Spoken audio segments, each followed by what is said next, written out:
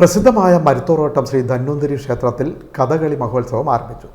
53 ദിവസം നീളുന്ന കഥകളി മഹോത്സവമാണ് സംഘടിപ്പിച്ചിട്ടുള്ളത്.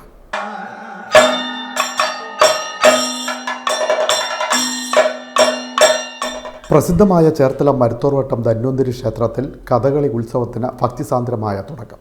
ഏപ്രിൽ 21 വരെയാണ് കഥകളി ഉത്സവം സംഘടിപ്പിച്ചിട്ടുള്ളത്. ക്ഷേത്രോത്സവത്തിന് മുന്നോടിയായാണ് ഭക്തരുടെ വഴിപാടായി ദിവസവും കഥകളി ക്ഷേത്രത്തിന് മുന്നിൽ അരങ്ങേറുന്നത്.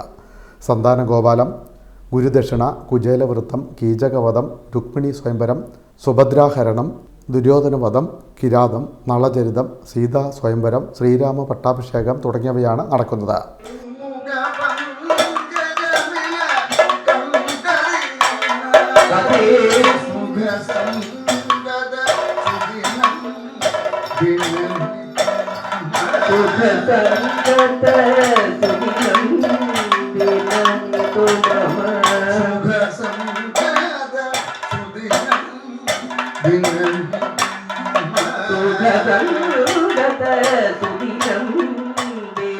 ദിവസവും വൈകിട്ട് 6:30 ആരംഭിക്കും.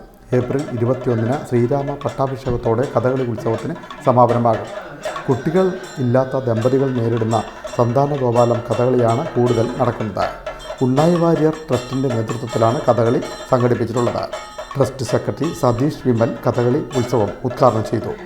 Devaswom president G Sajikumar, manager J Saji, secretary D Jayakumar തുടങ്ങിയവർ ഉദ്ഘാടന ചടങ്ങിൽ പങ്കെടുത്തു. Win media, Cherthala.